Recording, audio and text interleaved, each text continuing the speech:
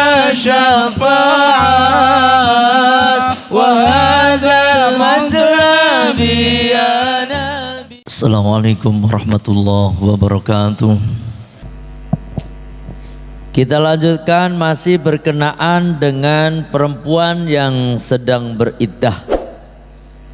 Kemarin udah kita bahas bahwasanya ketika seorang perempuan yang ditinggal mati oleh suaminya ataupun orang yang ditalak oleh atau perempuan yang ditalak oleh suaminya itu harus menjalani masa iddah, yaitu masa menunggu, masa di mana si rahim perempuan itu dipastikan apakah ada janin ya di dalamnya ataupun kosong. Makanya di dalam Islam ada aturan yang namanya iddah. Ternyata setelah diteliti oleh para dokter ahli, ketika meneliti seorang perempuan harus menjalani 3 kali sucian misalnya, maka ternyata ketika ada mani yang masuk ke dalam rahim, maka untuk membutuhkan bersihnya tadi harus mencapai 3 bulan ya, baru dikatakan itu rahim bersih. Bahkan ada dokter yang mengatakan orang-orang luar negeri seperti Amerika ya, Prancis, Australia, bahkan di dalam rahimnya itu terdapat beberapa benih dari laki-laki A, laki-laki B, laki-laki C. Bahkan yang meneliti seorang dokter ini masuk Islam. Gara-gara apa? Setelah meneliti kebenaran yang disampaikan oleh Rasulullah Sallallahu Alaihi Wasallam berkenaan dengan masa iddah ini. Gitu ya. Karena apa? Si dokter ini ternyata setelah diteliti rahim perempuan istrinya juga terdapat bukan hanya dari benih darinya, tetapi ada dari beberapa laki-laki yang lain. Wah, akhirnya ini dokter masuk Islam ya. Kembali ke pembahasan, iddah itu terbagi menjadi 2. Yang pertama yaitu iddah ketika ditinggal mati oleh suaminya, dan yang kedua yaitu iddah yang tidak ditinggal mati oleh suaminya disebabkan karena ditalak dan suaminya masih hidup tuh. Ini ngulang sedikit biar urutan ya. Iddah bagi perempuan yang ditinggal mati oleh suaminya ini ada 2 macam. Yang pertama, jika ditinggal mati suaminya ternyata si perempuan tadi dalam keadaan hamil, maka iddahnya sampai dia melahirkan gitu. Jadi misalnya lagi hamil, suaminya mati, maka setelah lahir si perempuan tadi udah boleh menikah langsung. Walaupun nih misalnya nih 9 bulan ya toh, 9 bulan suaminya mati terus lahir itu, maka otomatis dia suci. Kemarin hadis yang dari Miswar bin Makhromah ini menyatakan si Subai'ah al-Aslamiyah ini dia melahirkan setelah suaminya meninggal beberapa saat ya, beberapa hari gitu. Kemudian ini Subai'ah lapor kepada Kanjeng Nabi, datang kepada Kanjeng Nabi untuk apa? Minta izin untuk menikah. Kanjeng Nabi pun tidak melarang. Artinya apa? ternyata 8 bulan atau 9 bulan, kurang 10 hari ternyata udah lahir. Setelah lahir itu perempuan boleh menikah. Ngapasnya itu pas lagi hamil, baru 1 bulan, terus suaminya meninggal. Oh, berarti dia nggak boleh menikah dengan siapapun sebelum 9 bulan full dia masa iddah. Yang kedua, kalau perempuan yang ditinggal mati oleh suaminya tadi dalam keadaan tidak hamil, iddahnya 4 bulan 10 hari. Ya, 4 bulan 10 hari. Artinya apa? Ada seorang perempuan suaminya mati, ya, nggak hamil nggak apa, ini perempuan, maka iddahnya 4 bulan 10 hari. Terus itu berarti ada 2 ya. Sekarang yang tidak ditinggal mati oleh suaminya, artinya suaminya masih hidup, maka diperinci lagi. 1, jika perempuan itu lagi hamil, ditalak terus hamil dia, maka perempuan ini iddahnya juga sampai melahirkan.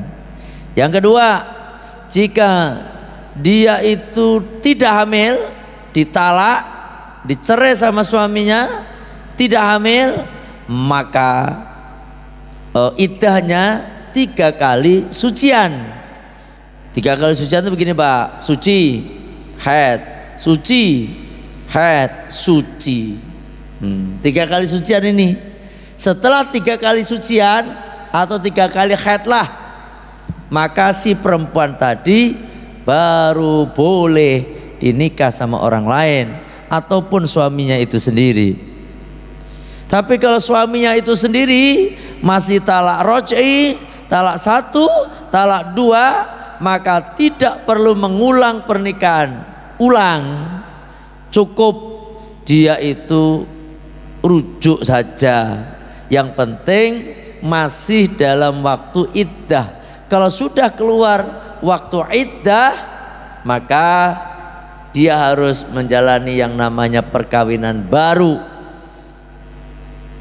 Harus didatangkan walinya, didatangkan saksinya, 2 orang saksi, gitu Pak. Dan yang paling berhak menikahi adalah suaminya, itu ya toh, orang lain. Nah ini yang kita bahas kemarin. Sekarang wa in kana shaghiratan au aisiyatan, kalau perempuan itu masih kecil, masih kecil itu berarti belum balik, masih kecil, kira-kira umurnya 7 tahun, itu masih dianggap kecil Pak. Perempuan balik itu 9 tahun, hitungan komariah, hitungan suro, sapar, mulut, batu mulut, jumatil awal, jumatil akhir, recep, ruah, poso, sawal besar, suro. Wah gitu, itu hitungan Jawa. Kalau hitungan Arab, Muharram, Sofar, Rabiul Awal, Rabiul Akhir, Jumatil Awal, Jumatil Akhir, Rajab, Sa'ban, Ramadan, Syawal, Dzulqa'dah, Dzulhijjah. Itu toh, hitungan yang itu Pak. Kalau hitungan Komariah itu 29 kalau 30. Kalau Samsiah itu hitungan Masehi, itu kan 31, 30, 30, ya kan? Hitungannya keberapa nih? Januari, Februari, Maret, April, Mei, Juni, Juli, Agustus, September, Oktober, November, Desember. Metongol ini yang 31. Ya toh? Nah ini nih 31. Lebih banyak kan dia. Kalau apa namanya? Kalau hitungan Komariah lebih sedikit, 29 30, Pak. Selisihnya berarti berapa hari? Selisihnya dalam setahun bisa 12 hari ya? 6 hari. 12 6. Ya 12 hari. Kan 29 30. Itu 33 1. Nah ini makanya kalau hitungannya yang dipakai ini adalah hitungan komariah. Kalau perempuan itu umur 9 tahun keluar darah haid, maka dia dikatakan sudah balik. Ya, udah balik. Sampean punya anak perempuan 10 tahun dinikahkan. Sebenarnya menurut ajaran Islam nggak apa-apa. 11, 12 nggak apa-apa.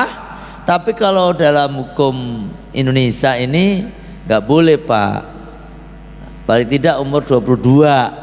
Ya, 22 atau 17. Berapa? 16. 18. Oh, itu. Nah, kalau perempuan tadi masih kecil, belum balik, dinikah sama orang, ya toh, au aisatan, atau perempuan yang apa nengarane udah menopause, yang sudah tidak keluar darah haidnya, fa'iddatuha, maka iddahnya salah satu asyhurin 3 bulan. Ada orang mati, Pak, ya toh, orang apa namanya nih? Orang udah nggak mengeluarkan darah haid. Umurnya kira-kira berapa perempuan sekarang nih? 50 udah nggak haid ya? 50 masih haid nggak Pak Rahmat? Kalau Pak Rahmat sekarang umur berapa? 48. Istri masih haid, Pak? 4 berapa istri? 44 masih haid. Yang 50 siapa istrinya ini? Udah masih haid gak? Ini Pak Ustadz tuh istrinya umur berapa? Udah gak haid? Masih haid. Artinya 48 itu, kalau haid itu berarti Pak masih kemungkinan masih bisa punya anak, gitu loh. Paling 55 lah gitu ya kira-kira. Enggak haid, udah menopause ada ya, tergantung perempuannya ya. Kelihatannya kalau perempuan yang stres itu cepat menopause kelihatannya. Perempuan yang stres itu banyak masalah, ya itu cepat. Kalau perempuan senang aja itu paling agak lamaan dia menopause. Intinya kalau udah menopause, kalau sudah tidak haid, ditinggal oleh mati suaminya, ataupun apa nengarane ditalak oleh suaminya, ya kan? Atau anak kecil tadi atau itu waktunya 3 bulan, dia udah boleh menikah lagi. Kemarin nanya istrinya Pak Haji Marianto itu, Pak Ustadz, saya boleh nggak kehadiran di Al-Fatonia kalau manakipan? Lah, Haji berapa bulan sih udah ya? Saya lupa juga nih. Udah sih 3 bulan lebih lagi. Oh ya udah boleh, saya bilang gitu. Kalau orang lagi iddah itu kan kalau ditinggal mati suaminya kan harus gombrong, apa namanya? Yang harus menahan diri tidak keluar rumah, ya. Iddah. Kalau udah lepas iddah itu maknanya Pak boleh menikah dengan orang lain. Gitu loh, kalau udah iddahnya selesai. Ada yang nanya nih, yang dimaksud dengan al-aisah itu hiya al-kabiratu, yaitu orang udah tua, perempuan tua. Kabiroh, perempuan tua, alati yang inqotoa, yang terputus haiduha, haidnya. Tuh, ya kan? Itu adalah Aisyah.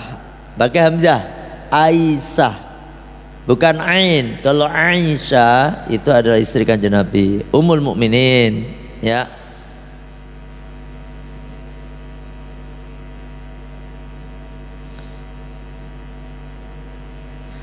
Dalam hadis, qala Allah Ta'ala wallahi Dan ada walati dan perempuan-perempuan yaisna yang apa? Yang putus haidnya itu, yais itu. Yang putus minal haid dari haid, min nisaikum dari perempuan-perempuan kalian. Inirtabtum jika kalian ragu-ragu, fa'iddatuhunna maka iddah mereka salah satu ashhurin yaitu 3 bulan. Wallati lam yahid dan perempuan-perempuan yang tidak haid, lam yahidna. Nah ini ya, yang tidak haid. Karena ada perempuan yang enggak menopause tapi enggak haid. Dari kecil memang dia 9 bulan, 10 bulan enggak haid, Pak. Ada perempuan yang enggak ada haid. Ya. Di sini ada dalam Al-Qur'an ada, berarti otomatis ada. Ini di dalam surat At-Tolak ayat 4 ya.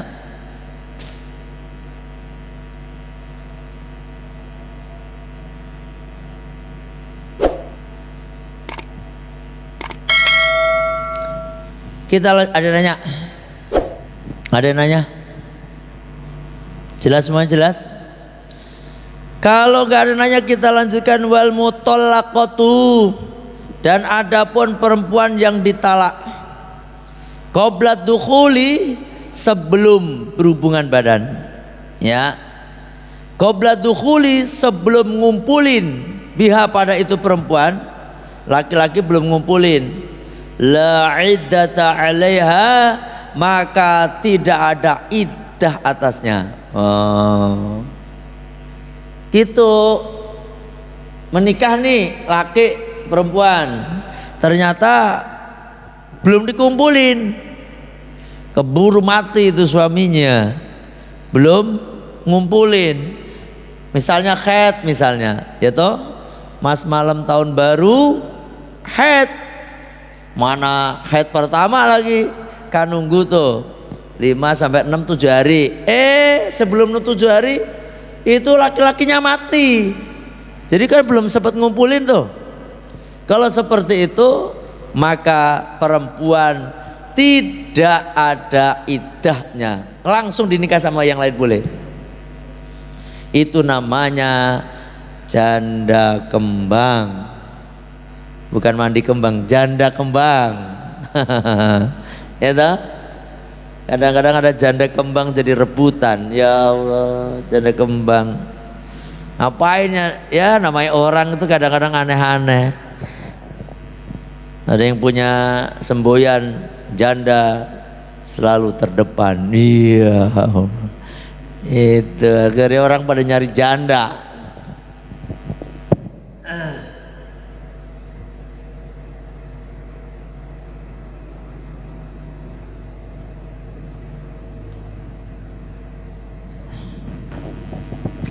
Kemarin ada santri yang ini jamaah,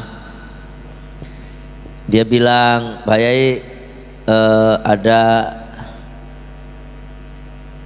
Pak Mas A ini sekarang lagi sidang yang terakhir katanya. Sidang yang terakhir, alhamdulillah tadi udah selesai, udah diputus sama pengadilan.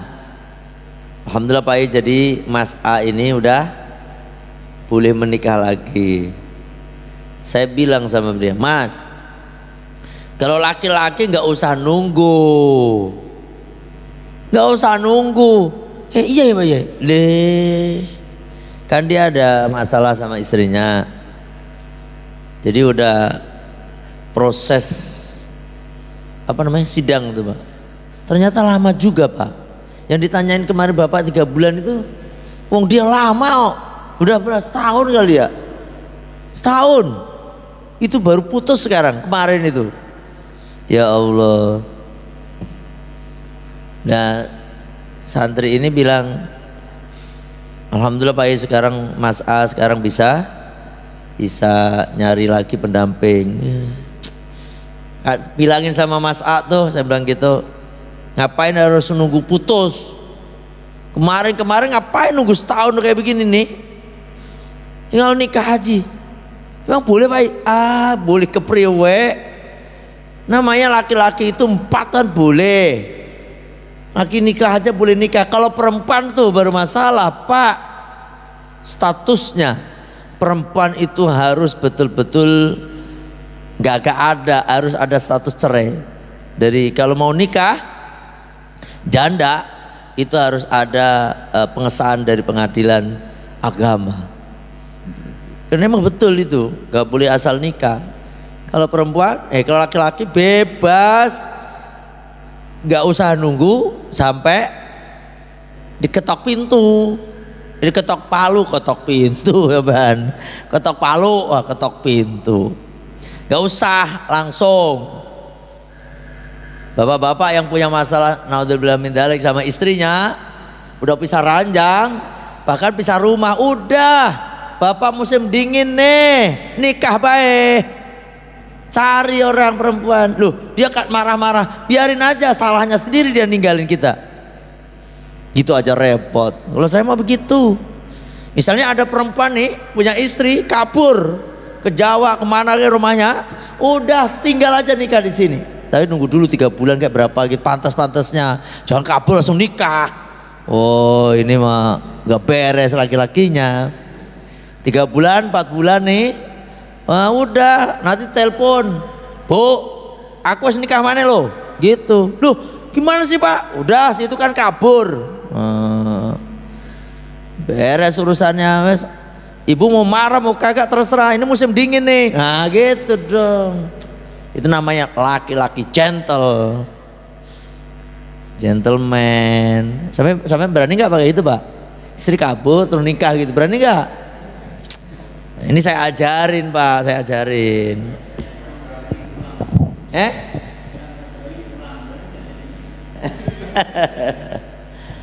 Di SMS dulu dikasih tahu, Bu, pokoknya kalau nggak balik ke Cikarang ya toh sampai tanggal sekian jangan salahkan Bapak kalau di rumah ada perempuan lain. Digituin langsung pusing, gimana ini bener-bener. Apalagi kayak saya nih, kayak saya ucapan A dengan A, istri kagak ada, B gitu nggak ada. Tegas, bukan keras, tegas. Jadi istri itu betul-betul. Anak saya juga begitu kalau ngomong A. Udah, jadi anak juga ayah itu beneran. Kadang-kadang kan kita kan kakak ngomong A ditawar akhirnya jadi B kayak gitu tuh. Itu namanya nggak tegas. Kalau nggak diatam begitu takut Pak, di WA aja, di telepon kagak bisa di WA. Bu, pokoknya saya tunggu ya seminggu lagi. Kalau ibu kagak pulang ke Cikarang, jangan salahkan Bapak kalau di rumah ada perempuan lain. Iya, mantap pokoknya gitu, mantap. Ini saya ajarin Pak sampean, yang istri-istri kabur-kaburan itu loh, susah kecuali pulang kampung pamitan nengokin orang tua beda lagi. Nah ini pulang kampung pamitan nengokin orang tua, bapak kawin lagi, laki-laki agak masalah juga ini. Yang masalah laki-lakinya Pak. Ini ceritanya kalau perempuan kobar kabur, gara-gara dikit kabur, ini dikit kabur, kasih pelajaran baik. Ada yang nanya berhubungan ini, ada yang punya masalah kayak begini, makanya ditanyakan bapak kemarin 3 bulan tiba-tiba ada surat talak, gugatan cerai, udah tanda tangan, nggak bisa itu. Saya kira bukan gugatan cerai, saya kira surat panggilan, saya kira pemberitahuan aja, saya kira pemberitahuan. Mungkin karena emosi tinggal bapak, mana sih bapaknya nggak datang ya, paling cuman pemberitahuan bahwasanya bapak dalam waktu ini akan dipanggil oleh KUA, begitu panggilan paling, bukan surat cerai, belum diputuskan. Karena diputuskan itu pengadilan nggak ngawur Pak, pasti nunggu dari tanda tangan suaminya. Tuh kayak jamaah tadi, saya tadi Dia pulang pergi ke Jawa, balik lagi ya untuk sidang. Beberapa kali sidang. Biasanya berapa kali sidang tuh? Pak Ustadz? 3 kali sidang paling tidak.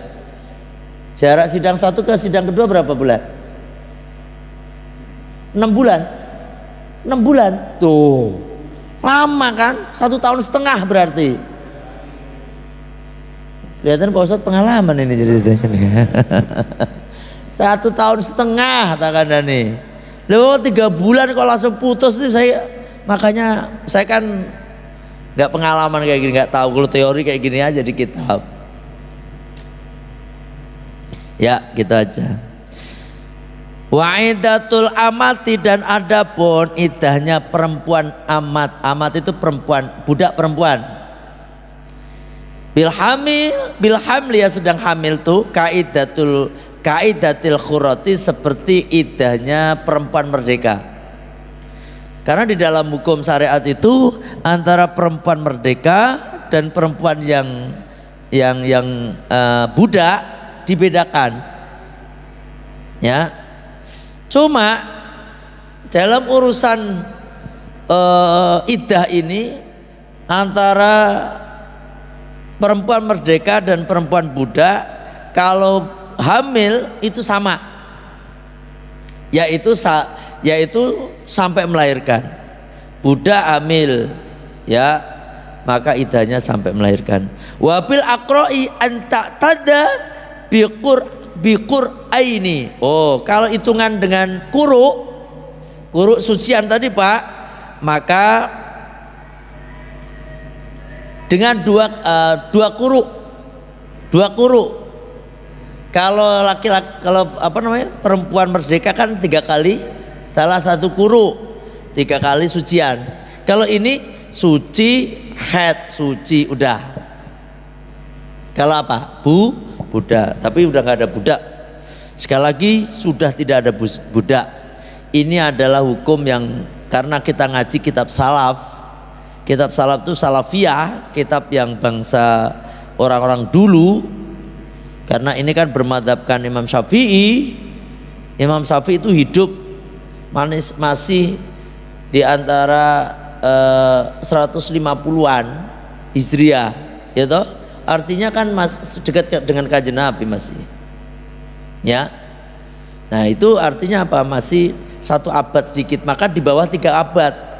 Maka disebut salaf, ulama salafiyah. Setelah 300 ke sini itu namanya ulama kholaf. Ya. Nah, kalau sekarang orang ijtihad ini nggak tahu ulama apa namanya tuh. Ya wes, kalau kita kayak saya gitu ngikutin ulama salaf, bukan salafi loh, salaf. Orang jangan salah paham. Nggak apa-apa, ini jadi untuk pelajaran aja, ya.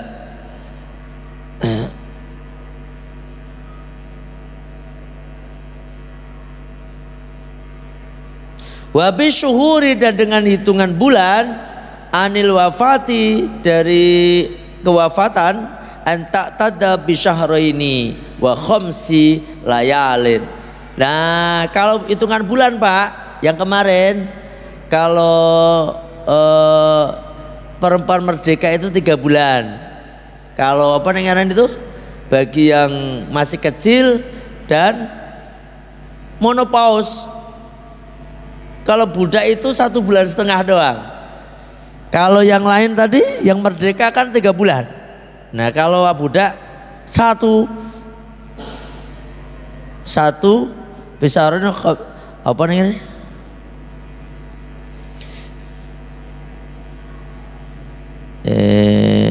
2 bulan. Was bisyahra ini khamsi layalin, yakni 2 bulan 5 hari, 5 malam. Jadi mohon maaf kalau yang tadi yang 4 bulan 10 hari ya, yang ditinggal mati itu loh, yang ditinggal mati dalam keadaan tidak hamil, dalam keadaan punya haid, maka perempuan itu kan 4 bulan 10 hari. Nah, kalau budak 2 bulan 5 hari, setengahnya pokoknya.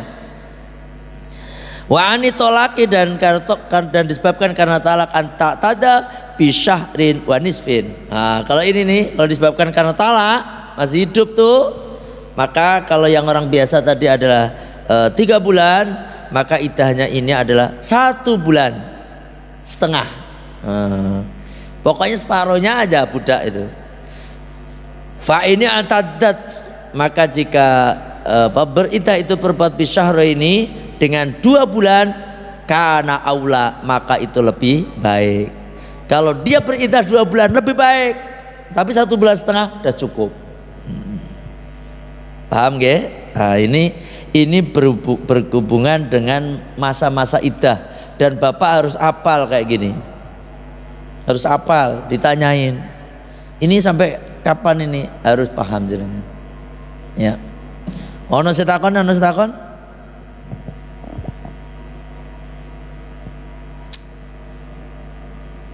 Kaosnya dipakai dong, bagus kaosnya dong. Santri akan ngaji, akan terus mengaji sampai mati. Wes, enak, 40.000 doang, gitu. Enak Pak, adem, 40.000. Ini melani, enak, murah tapi nggak murahan, itu 40.000 doang. Mana tulisannya Al-Fatonnya? Kagak usah dikasih Al-Fatonnya, karena orang tahu kalau ngaji sampai mati itu Al-Fatonnya. Ya, jenengan kan jamaah saya, jadi ikut ngaji sampai mati. Gitu. Insya Allah itu sekarang lagi ngetren ulama Habib yang niat makanya ngaji sampai mati, padahal yang pertama tadi Al-Fatonnya. Gitu. Kayak, tapi kaosnya habis. Lagi pesen lagi nih. Padahal saya pesen bolak-balik nih. Pesen 50, 2-3 hari habis Pak. Kenapa Bang? Baru datang di list itu pesen cuma 1 XL, kan lihat beli 5. Buat istrinya, anaknya dibeliin semua ya. Maka untuk sekarang masih habis, insya Allah besok datang lagi. Bagi bapak yang pengen punya kaos ini 40.000. Kalau yang double XL, yang gendut nih, yang merasa perutnya gendut, itu 50.000 karena lebih gede ya. Sama yang ikut ziarah, jenengan kan mau ikut ziarah 45 ya, yang terutama yang belum pernah ditalkin Thariqah Qadiriyah Naksabandiyah, silakan daftar di ziarah keluarga besar Al-Fatoniyah. Kita akan di 3 tempat itu, di Panjalu yang naik perahu itu, mutarin kayak pulau ya, pulau kecil maksudnya ini, danau muter, kita ziarah di situ. Nanti terus ke Suryalaya jenengan akan ditalkin, dikasih ijazah zikir la ilaha illallah, ada gurunya, nanti ditalkin. Baru melanjutkan ke Pamijahan, tapi nggak langsung ziarah, tapi nginep dulu. Yang bikin mahal kayak gini nih Pak, naik perahu, nginep, ditalkin itu juga bisaroh per orang. Jadi 400.000 itu insya Allah udah paling murah. Harusnya 500.000 ya, nginep segala macam, makan dikasih sekali, masuk gua. Yang bapak yang belum pernah ke Pamijahan kan masuk gua. Ini berapa orang yang belum pernah ke sana? Silakan 11-12, 2 hari Pak waktunya. Berangkatnya Sabtu pagi, pulang sampai sini Minggu sore. Ya. Waduh, dari di Anur saya pengen ngikut, tapi di Anur kok nggak ada yang ngikut. Sebenarnya jamaah-jamaah saya itu antar perumahan Pak. Kadang-kadang satu perumahan cuma 2 orang yang ikut, 3 orang. Kadang-kadang yang banyak ya banyak gitu. Istrinya diajak Pak.